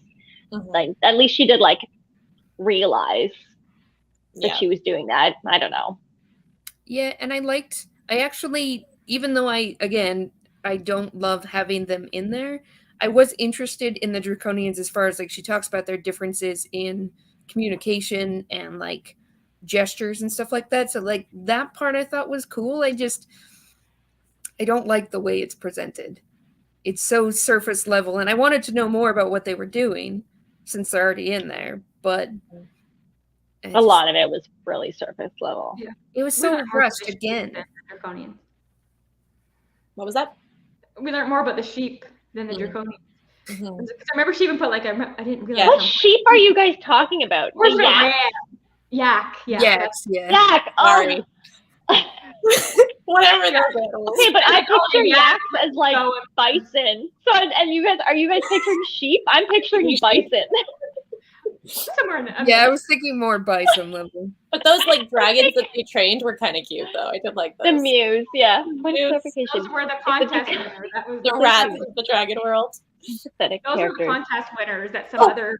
I thought maybe the Mews were the males. Sorry, I don't think I thought it was the sheep / okay. I'm glad that we clarified that because I also that's what I thought, but then I was like, I'm not gonna dig into this. Yeah, Yeah, I don't think maybe. very much Okay. in an The actual muse. different Okay, animal. yeah. Yeah. Okay. Those That would make those are sense. the ones. Those are the ones that the contest winner created for her, and she put in. The Mhm. muse? I thought you said that was the honey seekers. Yeah, Each Honey book. Seekers from last book, and the Muse from this one. And muse from this one. Contest. Okay, that's cute. They were cute. Yeah. It'd be fun Yeah, if they- Sarah, that's unclear. I feel like all of like the history of like overlord, underlord, slavers, uprising, all of that was like, it was sort of used as like Isabella thought of them as like these overlords, and they're like, you massacred us though, and so it was like, which side is right? different opinions. Interesting. Which history? And it wasn't a deep dive into the context of what happened there. No, and That's I for think sure. it's because of that ending. Like she didn't really. There was no time devoted to it because she had to jam in all the rebellion stuff. So Yeah. you don't really find out much at all. Her endings are just terrible. So that's why I said it. She's not good at The writing endings endings. are so not she expected her great. last book to be good. The ultimate Yeah. one. Has anyone here read other, or is it only Sarah that's read Driftwood? Has anyone else read other like exclusively Marie Brennan books? I haven't. Okay. Is Now there are there other exclusively Marie Brennan books other than Driftwood Oh. is the only one I know of. Yeah. And Sarah liked that one. I thought there was more. I don't know. Maybe. I'm gonna check. Oh, I'll check Goodreads. But now I I'm don't kind know. of curious about the next book, just to see. Maybe I'll just wait for Kate to read it and she can tell us. Yeah, no, I'm gonna read it, and I'm probably gonna try and read it next month, just because otherwise I'll forget everything. Forget. So That is fair. Yeah, you have to tell us. Angela said it was her favorite of all, like even this series. So Yeah, actually. Mhm. I just don't care about dragons that can talk and wear clothes. I'm sorry, so I just don't want to read that one. There's some old stuff. Okay. Urban fantasy, interesting. Oh God, I hope they don't mess up the ending of Brooke and Rose. Hmm. I feel like with another person there, Might have And to be fair, like a lot of the stuff, like the colonial gender stuff, is like a complete 180 in the Mask of Mirror. Like in the Rook of Rose series, it's like, I think, very well done, like extremely well done. It's like something that is being analyzed. It's like a queer normative world that's just is as it is, and then the colonialism is like, that's kind of an overarching thing that's being looked at. I did think the ending of the first book was a bit like, it wasn't an ending because it was the first book of a series, but I felt like the ending was kind of also too quick, if that makes sense. So I'm curious to see if that's like the pace that Marie Brennan. Of Mask of Mirrors? Yeah, I've only read that one so far. So like I felt, because you have that really slow first half, and then the second half is just goes off. I felt like it was. I remember feeling rushed with the ending, even though it wasn't an ending. It was just like a climax that leads into the next. Well, but it's okay. So I would say that. You know what? Yeah, you're right. So I'm worried about that. That did happen. What about the second book? Yeah, does that happen in the second one? Because you didn't like that one as much. I just reread it. Let me think. A little bit. Oh no! Oh no! Maybe that's a Marie Brennan thing. There's a lot going on in that series, and I think that I've accepted. I don't think they're going to wrap all the threads up, but I don't think you're supposed to. So is it a trilogy? I think it's going to be a trilogy, right? I think it's been referred to as a trilogy. Like, I just think in general that it tackles too many things. Like, I think that all the concepts are really unique, but I think that you can't do each one justice. And so I've kind of just accepted that they won't. But yeah. I don't know. I mean, a lot of stuff got answered in the second book. Okay. I'm excited. And it's going in the direction of history in the third book. Some even stuff like that didn't get answered. It was like stuff came up that you're like, ooh, that's gonna, especially on the reread. I saw things that like I noticed the things that didn't get tied up a lot more. So I'm like, okay, we're going to be going there next time. All right. So maybe having a second author duo will help. Yeah. Hopefully. Okay, Kristen, diplomatic answer here, or like maintaining our secrets. Yes. There is more. Stay tuned for, obviously, Sarah from the channel Brighton Bookish, who was read the first 3 books, is doing the T. Kingfisher Readathon from July 22nd to July 31st. And Kate and I, there we go, are both co-hosts for that. And I think that you guys are participating. Oh, yes. I filmed my TBR. Yeah, perfect. I have not chosen a team. I have not chosen a team. The pressure is too much. I know. I think I might I say that. I said that in the video. I'm like, I don't know. It'll be a game day decision. I feel like we should almost have you can roll a dice sort of thing if you can't decide. And then I will have an announcement going out or going up on my channel on Thursday. And I didn't name everyone accidentally, sort of because I was so excited when I was filming. But everyone is going to be involved in my thing that's coming up on Thursday. And then there'll be even more announcements coming from us at the beginning of August. Look at us. So stay tuned. All the things. All the things. I actually had a moment this week because I also have another secret project in the works with Taylor, and I'm just like, oh my god, I'm getting overwhelmed. No. Booktube. I feel that it's all you want to say yes to all the things, but I'm now realizing that I just can't manage all the things. It's hard. Yeah. I definitely have to be a lot more careful about how much I commit to. Yeah. Yeah. But it's so fun. Well, it's so hard to say no. It is fun. And that's because it's so much more fun to read a book and talk about it with people. It more so even than just speaking at the camera about it and then in the comments. It is so great to have chats and to discover stuff with people and talk about it. But it is a serious commitment. Or then you're with where Maria and I are with Realm of the Elderlings, where it's one wants to go, one wants to pause. So it's yeah. But it is so much better when we do read them together and we can talk about it. Yeah. I think I We pulled have up Malice. Malice. Forgot it. We forgot Malice. Oh, and we're reading Malice. Yeah, sorry. And we're also currently just all casually reading Malice. By Jody Quinn. There's another one. Yeah. Yeah. Basically, we have committed to all the things as well. Oh, for Malice, we're probably doing a live middle of the month, right? I guess we should throw that out there. Since I'm gone until I think we said after the 12th. So if Kristen can join us, as of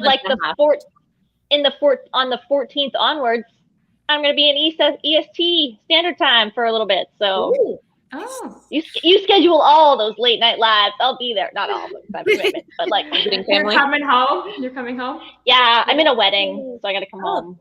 It's fun. My wedding is the week before, so hey. Not my wedding. Sorry, my best friend's wedding. Your wedding. This is the first I've heard of that. I'm going to Canada for. Well, do we have anything else to say about Lady Trent? We already kind of did the overall for the series. I kind of want to give it a 2 now. It's dropping. What about what? We really got into it. What would you rate the series as a whole? Books 1 through 4. No, as 4 stars. 4 stars. As a whole, I don't know because I genuinely I don't think so much. It's. I would say it's a solid 3. That's what I think too. I think it's a 2-star series or a 4-star series. 2 if we're including the ending. Those are drastic. Those are drastically different answers. If we're saying that the whole thing that it leads up to is this ending with this, that's a 2. That's for me the whole everything that all the hints and all the other books are also tainted. If we're saying that I'm ignoring the ending and that's the outlier, and the books 1 through 4 are what I'm looking at, I think it's a solid 4-star series. Yeah, I think I'd probably put it at 4, even with the ending that isn't that great for me. I had a good time for the most part in the series, so I'd still probably put it at a 4. Yeah, I feel just right out of enjoyment. I feel like a 2-star series has to be inherent 2.5 or 3. Yeah, I feel like 2 is like bad. I'm really like I wouldn't. Endings ruin things for me in the sense that Yeah. now that's all I can think of. I've That's fair.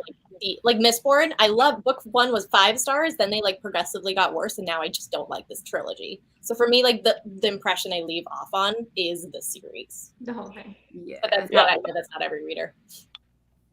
Yeah, that's fair. Yeah, I'm treating this like 1 through 4 exist. You know, my summer series thing. This is just proven not being helpful for me.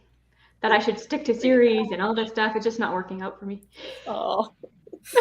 It's like, oh, I should have just stopped at book 1. I'm gonna go back and rewatch your video where you list off all the series, and just to be like, skip these ones. Yeah. I honestly, I'm okay with, if you're open to that, I can be like, if there's some that I have read and like I don't think that you'll like them, I will let you know. Like, one is don't worry about this. The Greenbone Saga I feel good about. I feel like that one only gets better in my opinion. Because I liked the first one. But then it's like the 5th season. I love the 5th season, but people don't seem to love the next 2. But I own them. People say that one's like, I think they don't dislike them, but they're just not as good as the first. Yeah, but it's hard to be. That's the impression that I get. Yeah. It's good. Like the first is pretty amazing. So. I can't remember. Oh, I did the Southern Reach trilogy. I already read that. Just read book 1. Annihilation. You don't get any answers in that one. So, for this series, Kristen, I totally agree. For this one too. The audiobook for this, Kate Reading. Yeah, amazing. You said she does a lot. Well, so she's the Brandon Sanderson. Her and her husband Michael Kramer, right? Do all of the Sanderson, and do they do Malazan also? Wheel of Time, I think, as well. Yeah, Wheel of Time. Yeah, that's the other one. Yeah, Wheel of Time, not Malazan. True. Which is interesting because a friend of mine who like exclusively. Sorry, I put those out of order. So this one first. They were good enough to win Nebulous. That's a good point. Yeah. It's hard to top the first one. It's just so. That is true. I'm so excited to read that in August. I think it's popular. Lady Trent, yeah. Which is so funny because a friend of mine is like an exclusive audio book like listener. He like doesn't read books, he only listens to audiobooks. And when I told him that this series was narrated by Kate Reading, he's a huge Sanderson fan, and he was like, "Oh, good luck with that." He said he didn't want to spoil it for me, so he didn't tell me what it was that she did that he didn't like. But he's like, "She does something I really don't like." But now that I'm done, I have to go back and ask him what it was. I didn't notice. Yeah, I'm curious. I generally hear good things. People love Kate Reading as a narrator. I've heard mixed things. I've definitely heard people say that they really don't like her narration for, I think it was Wheel of Time that I've heard people don't like. And to be fair, in Wheel of Time, it's a little jarring because I think you start with Kramer and then she comes in partway through the first one and pronounces all the names differently. Or like enough. Listen, how does that happen? How do they not sit together and be like, how are we saying this? This? Mm-hmm. I have no idea, but that has to be someone's job. Or do your research and doing that, right? Yeah. Also, if they are I'm pretty sure that they're a married couple. So how are they not syncing up on that? Yeah, but were they married when they narrated that one? I'm not sure. That would be cool. Oh my gosh, now I want them to have met during this. Can we read that book? That reminds me of my bosses, because my company's owned by the two owners are both married, but sometimes one will be like, tell the other one this, and I'm like, you live in the same house, but they do not. Sometimes married people, when doing work, keep each other's I was just gonna say maybe have a Chinese oh, that's such a bad saying. I got that from law shows. Well, a wall. Yeah. That they were driving in the same car and telling me oh, ask the other person this. I'm like, you guys are in the same vehicle. But it works off the table once the day is over, I guess. The work day is over. Yeah.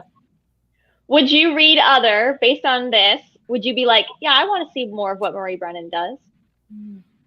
Based on this, but based on Sarah not liking this, but liking Driftwood, I would try. And liking Driftwood, you would try it again.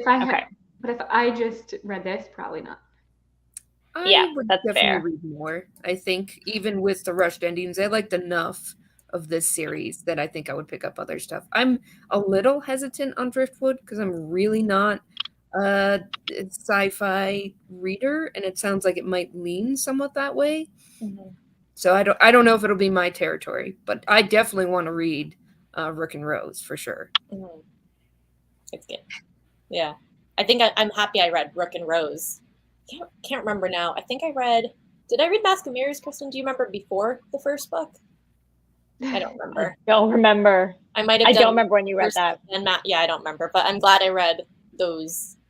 Like I've read those now, so that because on the one hand, even though I've liked a lot of series, like I'll like one series from an author and not the other. So I technically shouldn't count an author out. I do that where I'm like, that author is off the table.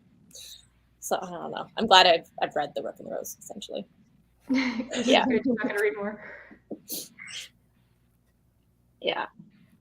No, I mean, like Sarah makes Driftwood sound really cool, but I don't know if it's like high up there. But then I do really love. I just like short works. Definitely more fantasy than sci-fi. Yeah. I might try it if it doesn't have a lot of, because I can like sci-fi. I just don't like technical. So we'll see. Maybe. Yeah. Oh my gosh. Okay, so I'm on Marie Brennan's page on Goodreads. I don't know how old this is. Can you tell how old questions are on Goodreads? Because they say, oh no, it's 4 years ago. It must have been that Falchester thing. So someone asked, like, what are you working on now? And she was like, a follow-up book to the Memoirs of Lady Trent. I was like, oh my God, is she returning to this? But it must be. No, I think that's got to be the granddaughter. Yeah. I think she needs to write her a letter and tell her, or an email and tell her to write a Tom series. I would take a Tom. Do we trust her with it? Yeah, true. I do like Tom though.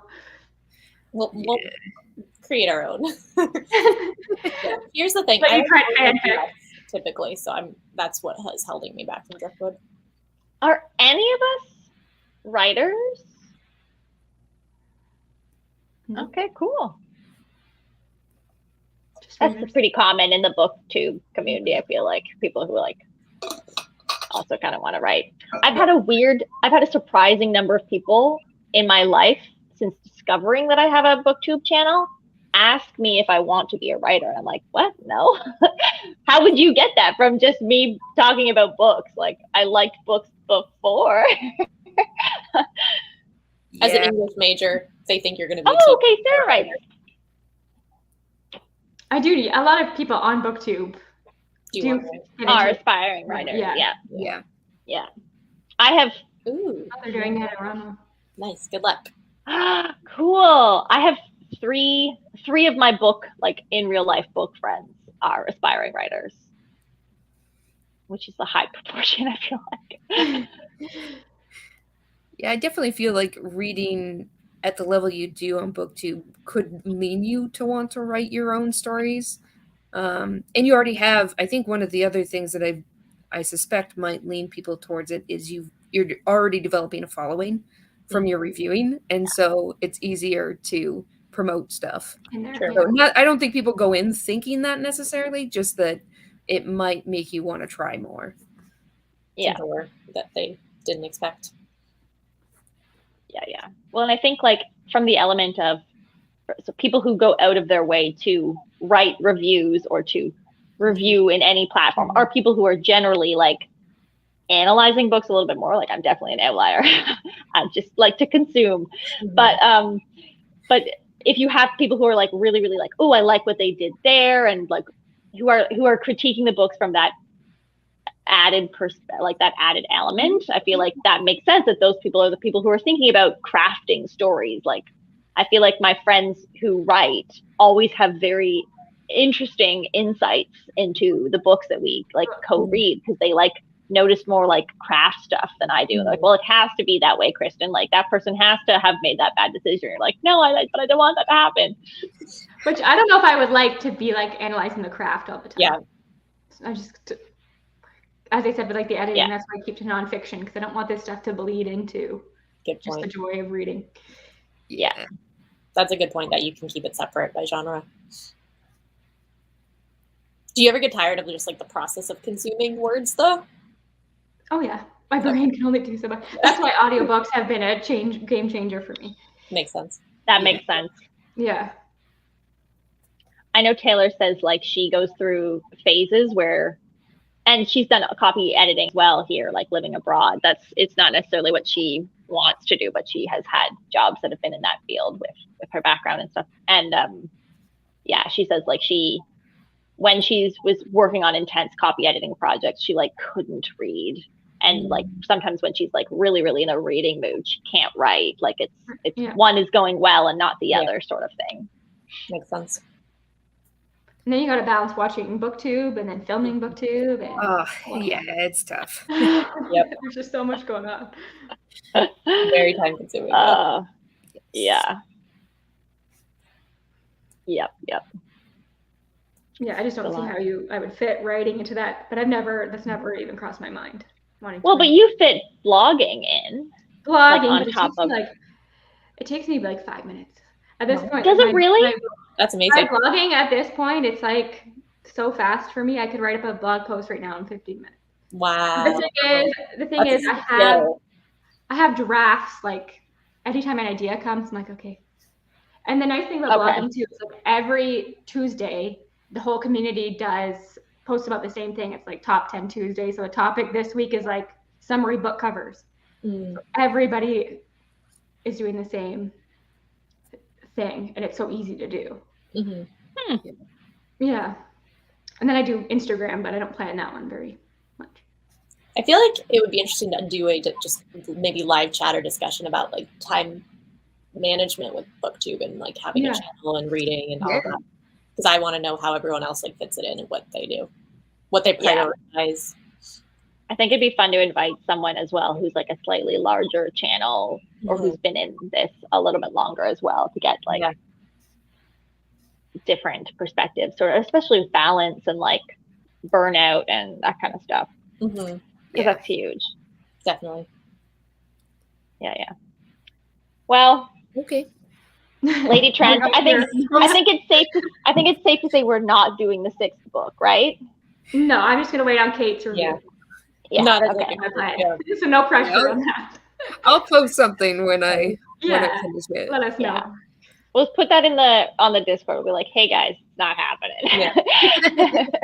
I would rate to be like feeling a little sour about the ending. I feel like we had great discussions. So I agree for doing this and putting this all together, Kristen. Yeah. I feel like it was like equal, Sarah and I, or at least I don't know. Well, you had the idea. I don't know how it happened, to be honest. I think I was watching Sarah's channel and she mentioned in a video that this was a book she wanted to read. And I think at that point, I probably had already said that this was one of my priority series. And I think I messaged her and I was like, hey, I'd love to buddy read this together, or like, hey, maybe we could do a read along or something. She was like, let's do it. Cool. And then we were like both supposed to loop people in. And I think like I asked Maria and then Sarah asked Kristen, and I was like, oh, I know Kristen too. And then because I was like, Sarah also asked Kate. Yep. You messaged me and said, I heard you want to be in the thing, and that's funny that I got into it a different way. Yeah, that was really interesting. Sticking it out, and I don't remember how Kristen and I got connected, but cool. Probably stumbled upon your channel or something. I don't remember who commented on whose video first. I don't remember that, but I think it was like it was definitely in the phase when I was like really, really trying to like find channels that I liked. Time. Exactly. Yeah. So I was like scrolling through the BookTube newbie sort of thing and trying to see if I like connected with various people. How you found people's videos. Yeah. Well, saying that's like, I think Maria, like you were commenting on my stuff for a while. And I think in a video I was like, oh, I watched. Yeah. And then I think I remember I always when people like comment consistently, I always like click to see if like, do they have a channel? Like, can I check their videos out? Sort of thing. I think when I first looked at your channel, it was when you weren't uploading at the moment. Yeah. But then I noticed that you had started back up again. Yeah. Kate, when did you start your channel? It's actually been a year now. Ooh. Oh, but nice. I've been extremely inconsistent. So you're still doing it though. Yeah. That's great. Yeah, slowly. But You're in school, right? no, I finished. I went and Okay. did a boot camp, coding boot camp. Oh, okay. So now I work in software, but Cool. Nice. so it's good. But Well, it's cutting into do my we- reading time, so you know. The boot camp? No, all the software stuff, because there's so much I don't know that I still have to read Oh. about that I wish Mm. sometimes that I had more time to just read and watch book two, but you know, that's life.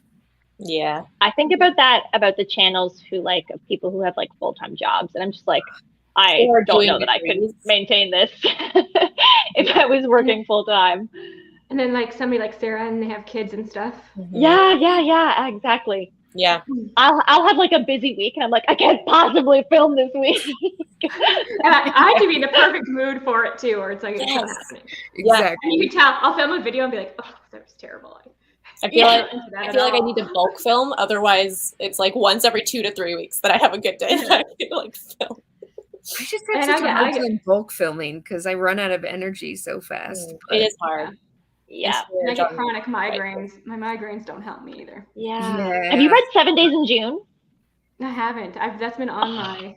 Kristen, you've got to read 7 Days in June. I know. Migraine rep? Migraine. Yeah. Okay. Yeah. Like, I what heard is- about that recently. I think I heard about that recently. It's the only book I've given 5 stars to this year. Oh, Really? wow. The only one? Yeah, I'm a stingy 5-star person. I only give 5 stars if it's like, this is a new favorite. Okay, then I gotta. I'm freer with 5 stars, but like all-time favorites status is really hard for books to reach. Yeah. I know some people do 6 stars for those. Yeah, like it's not a 6-star, but like essentially. That's probably I could be I'm working towards that, like, which is so funny because then in my head it's like, well, if it's not like a new all-time favorite, it's like before. But like that's not fair. Like I guess I could do that as a 6 and or is like really enjoyed for me, like really strong book. Mm-hmm. Yeah. But yeah, I have I don't know. trouble It's a bad making year. like even a top 10 all-time favorites based off of, but like I have a lot of 5-star reads on my shelves. Yeah, I have the same problem. But even me doing that top 10 videos of the year, some books I gave 5 stars weren't on that, and some I gave 4 were. So I was like, that's interesting. I have to analyze mine because they're so different. It's different genres. Like it's hard to. No, I'm very stingy with my 5 stars. I I think it's more just the way that I think about 5-star as being a new favorite. So I think it's just like it's a mental thing. Just the way I frame it in my head. Yeah. Well, there's like different types of 5 stars. I've been thinking of doing a discussion video on that because I feel like there's 5-star books that you finish and you're like, you know, that was a 5-star. And then there's ones that you finish and like a month later, you're like, wow, this is like a slow burn. I've been thinking about this nonstop. That was a 5-star read. Yeah, I have those. Yeah. For sure. Yeah. Well, and this is why I don't share my star ratings all the time, right? Like it's because I have weird star rating habits. Well, Like, I don't think it's fair. It wouldn't be fun to hear me just give everything a 3 and 4, right? Like that's people have no content, and that doesn't help people decide. I do think that 10 gives you like, because I like using the Copile rating that Book Roast has, and I feel like the 10 I tend to convert it to stars because people ask about that. But but the 10 gives you so much better of a sense of like where exactly in the 3 to 5 it sits. Because if it's like 1 or 2, you have a better idea. And it's easier to compare. Like Kristen was talking about your 3 stars, like this one versus another one that you thought was better, right?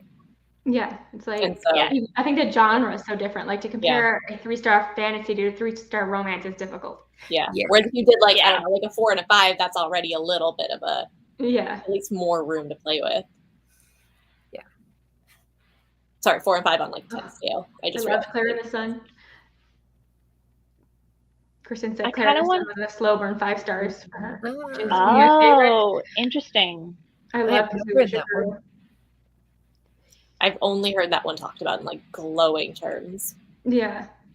Clara and the Sun? Oh, I heard more mixed things about it. Really? I've heard the few things I've heard have just been like, this changed my mind. Like, or sorry, blew my mind. It's sci-fi. It's like very sci-fi. I do want to check it out. I have like a non-reader friend who randomly mentioned that they read it and really liked it the other day. So, I kind of want to try just to give my sense like myself a little bit more, because I have a really hard time when suddenly like at like the quarter of the year or the half of the year where it's like, oh, I have to start suddenly like creating this like ranking video, and I'm like scrolling through looking at it, just being like, I don't know, or like I have to rewatch my wrap up videos to be like, how did I feel about these things? So I'm thinking about, I really like Dominish, or like Dom from the channel Dominish Books. Yeah. He's got like a really structured rating system that's actually like a 100-point scale. He has like different categories that have different weights, sort of thing. Like it's like a weighted rating system, I guess. And I kind of want to either use his or like tweak it a little bit to be like, oh no, character's more important to me than blank, like world building or something. Like that's so I'm thinking about checking that out. That's where the genre thing comes in, because like there's no world building in romance. So like, yeah, where does that? Yeah. It is easier for me as like someone who reads mostly one genre. And I think there's more to analyze in a fantasy. Yeah, but like you look for different things in them. Like you look for, was the chemistry really good in the romance? But like that doesn't, you know what I mean? Like there's different values almost. Values that, yeah. Yeah, and I think as long as you're expressing that, like when you're talking about the book, I feel like most people understand that you're kind of rating different things. Yeah. But if you're just listing a star rating, then it gets a little more challenging. It doesn't mean anything. Like, why did you rate this 3 stars versus 5 stars? I still like. I'm actually though. I'm struggling a little bit with NetGalley in that sense, because I feel really like the arcs that I've gotten haven't been working for me, and I just like can't bring myself to give them 2s and stuff. And I'm like, I don't want the whole purpose of this was like to build hype before this book comes out, and I like didn't like it, so like I don't want to contribute to negatively amping this book up before the release. I don't know, it's so harsh. Yeah, it's tough. I really struggle with that with more self-published stuff, where if like I don't like it, I'm more likely to just not read it, because I don't. I mean, if you're already struggling to get promotion, then like that just feels not great. I still like hearing those reviews personally. Even I'd want them to be done like a respectful, nice way, not ripping anything apart, and saying like, personally, this didn't work for me. This could work for you in this way. But I think the reason is because I watch people's videos to like help me narrow down my choices of what to pick up first or what to read, or like if I'm getting into self-pub, where should I start so that I don't pick up the ones that I won't enjoy and like how that, and then decide that's not for me at all. I use it to help me make decisions. So I do kind of want that guidance a little bit. That makes sense. Yeah.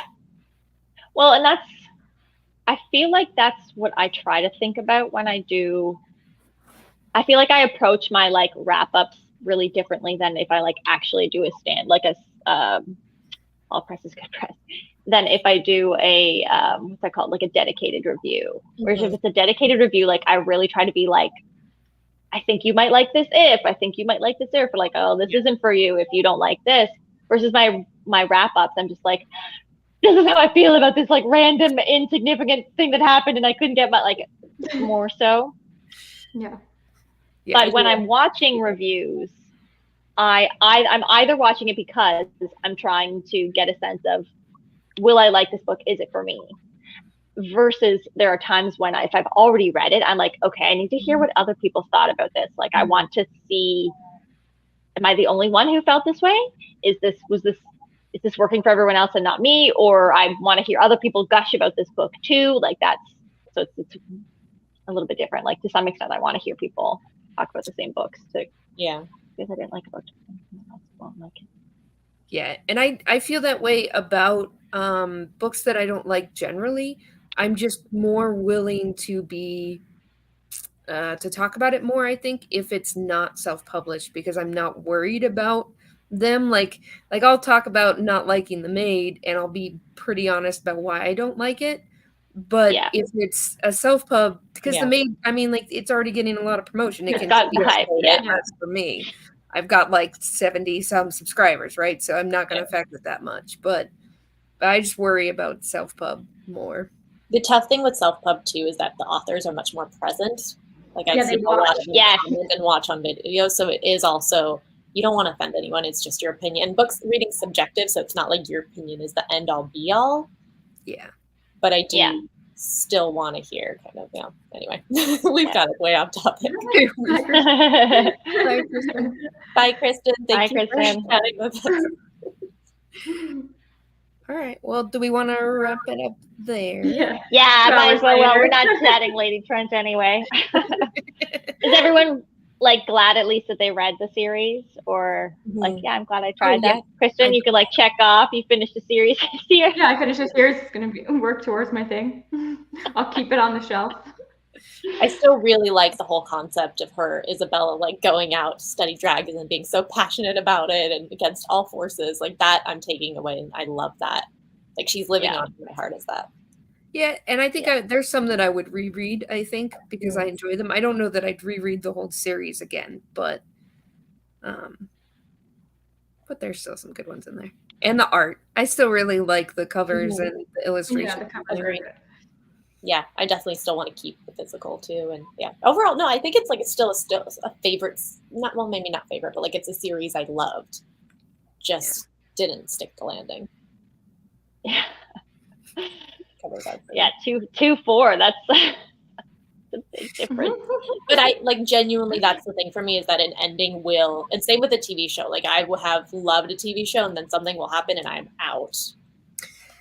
I'm just very like, that's the thing that I can't think back nostalgically on the stuff I loved if that's like at the forefront of my mind. This one is less of that. Like I can maybe because we did read them twice, or I read them twice, sorry, and individually with time apart, I can think of them more separately. Yeah. Makes sense. Yep. Okay. Alrighty. Well, thank you guys. This has been super fun. It has. Oh, okay. I was gonna type this in but I might as well say it. I was gonna say, do you guys want to hang and chat for a bit afterwards, not live? Sounds great. No pressure to if you guys have stuff going on, but something to hang out.